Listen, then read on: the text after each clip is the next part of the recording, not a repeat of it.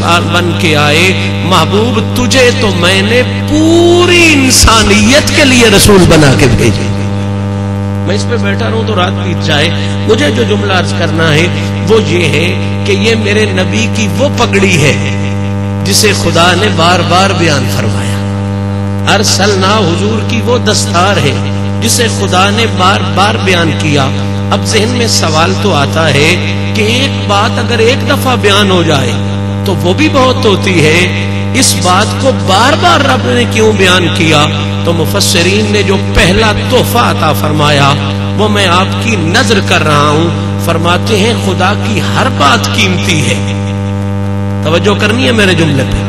खुदा की हर बात बेमिसाल है, लेकिन खुद सोचो दुनिया में उसूल है जो बात 2 दफा की जाए वो ज्यादा अहम हो जाती है, जो 3 दफा की जाए वो उससे भी ज्यादा कीमती हो जाती है, जो बात बहुत दफा की जाए समझ लो बड़ी कीमती है।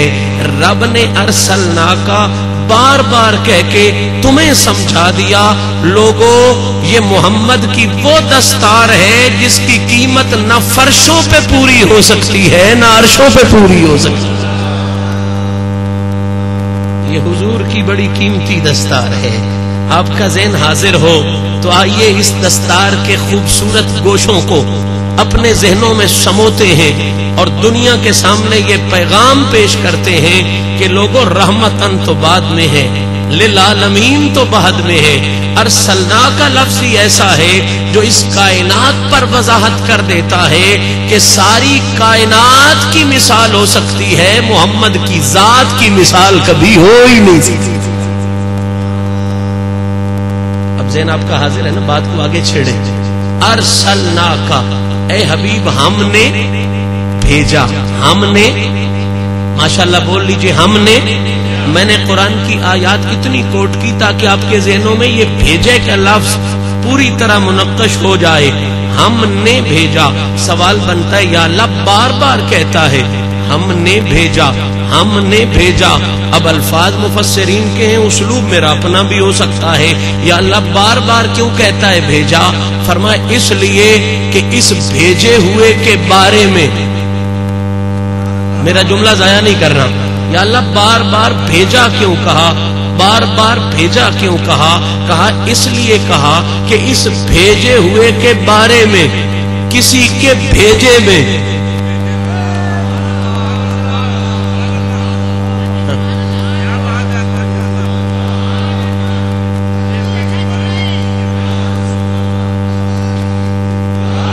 इस भेज या मालिक बार बार क्यों ये कह रहा है हमने भेजा? और मैं बार बार इसलिए कह रहा हूं कि इस भेजे हुए के बारे में अगर किसी के भेजे में कोई बुग़्ज़ हो, कोई अनाद हो तो उसे आगे जाने की जरूरत ही ना पड़े। ये भेजा जाना उसे बता दे कि तेरी औकात को रब ने और बनाया है, मोहम्मद की जात को रब ने और बनाया।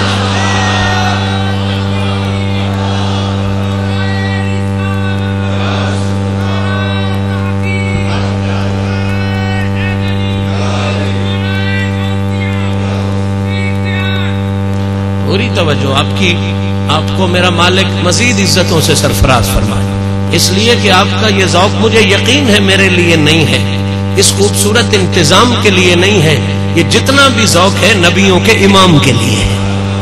और इससे बड़ी खूबी और क्या हो सकती है? वो इंतजामिया में हो, पिंडाल में हो, स्टेज पे जलवागर हो, सबकी बड़ी सादत है, क्योंकि हुजूर की महफिल तो हुजूर की रही। किबला वली की महफिल के बारे में तसव्वुफ के बादशाह ख्वाजा निजामुद्दीन औलिया महबूब इलाही पाक ने लिखा था, वली की महफिल में कोई बंदा न अपनी ताकत से आ सकता है, ना अपनी जुर्रत से आ सकता है, ना अपने असबाब से आ सकता है। जवाब सुनिए, फरमाते हैं वली की महफिल में वही आता है जिसे वली आने की इजाजत भी देता है, आने की तौफीक भी देता है। अब जरा स्टेप वाइज समझ लो ना, अगर वली की महफिल में बिला इजाजत कोई नहीं आ सकता तो फिर अली की महफिल में कोई बे इजाजत कैसे आ सकता?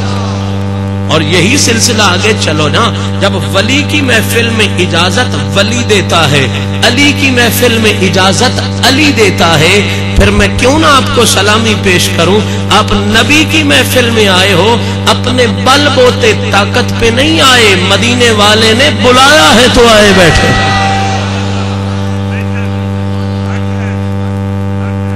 یہ حضور کی عطا ہے، یہ سرکار کی عطا ہے، یہ میرے مالک کا سب سے بڑا کرم ہے۔ آپ لوگ آئے بیٹھے ہو، مجھے جو جملے عرض کرنے ہیں، مجھے یقیناً آپ کی سماعتیں اس لائق ہیں کہ ان جملوں کا ذوق لیں۔ ارسلنا، رب فرما رہا ہے ہم نے، ماشاءاللہ ہم نے، اب میں بالکل بات کو شروع کر رہا ہوں، ہم نے بھیجا۔ رب نے یہ بھیجے سیدھے کرنے کے لیے بار بار کہا اسے ہم نے بھیجا، اسے ہم نے بھیجا۔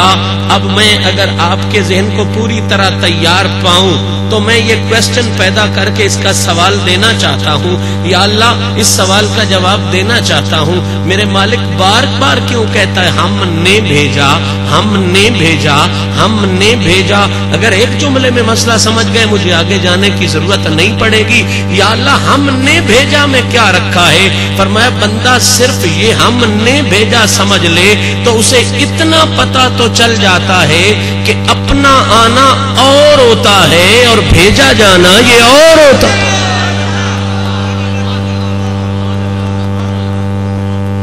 صرف بھیجا، ابھی تو میں صرف بھیجے پہ بات کر رہا ہوں۔ ارسلنا، اے محبوب ہم نے بھیجا۔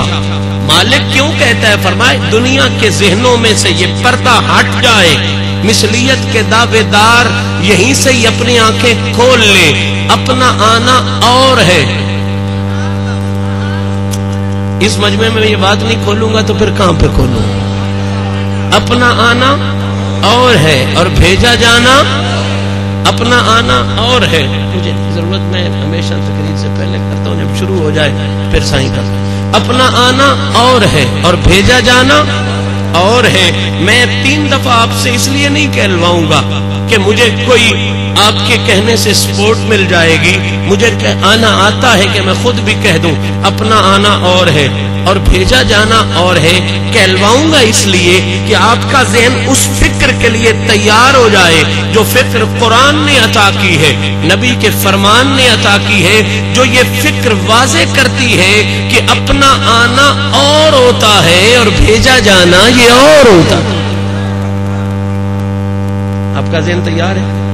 اپنے آنے میں اور بھیجے جانے میں علماء نے 5 فرق بیان فرمائے۔ کتنے فرق بیان فرمائے؟ میں ان میں سے پہلا شروع کر رہا ہوں، آپ کی اجازت سے، حضور کے ہر غلام کی اجازت سے۔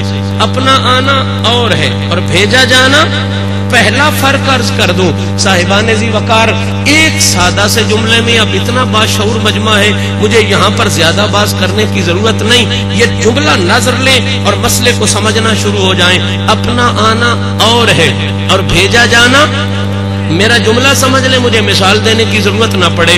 اپنے آنے میں اور بھیجے جانے میں پہلا فرق یہ سمجھنا ہے، مقام رسالت کے حوالے سے راستے کھلتے نظر آ جائیں گے۔ اپنا آنا اور ہے اور بھیجا جانا، بس پوری طرح توجہ ان لفظوں پر۔ اپنا آنا کیا ہے اور بھیجا جانا کیا ہے؟ قرآن پڑھوں گا، نبی کا فرمان پڑھوں گا۔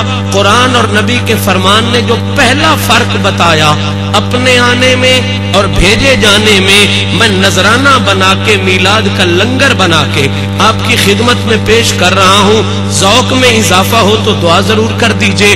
اپنا آنا اور بھیجا جانا، پہلا فرق یہ ہے، آخری بندے تک توجہ، علماء، پڑھے لکھے احباب، حضور کا ہر غلام علم والا ہے، کیونکہ جاہل تو کبھی محمد کی غلامی اختیار کر ہی نہیں سکتا ہے۔ یہ تو اصول کی بات ہے، حضور کا ہر غلام علم، ضروری نہیں بندہ کتابیں پڑھتا رہے، ضروری نہیں بندہ کالجوں میں جاتے رہے۔ اس سے بڑا علم کیا ہے، اس سے بڑی شناسائی کیا ہے، اس سے بڑی معرفت کیا ہے کہ رب نے محمد عربی کی غلامی عطا فرما رکھی؟ یہ بہت بڑا علم ہے۔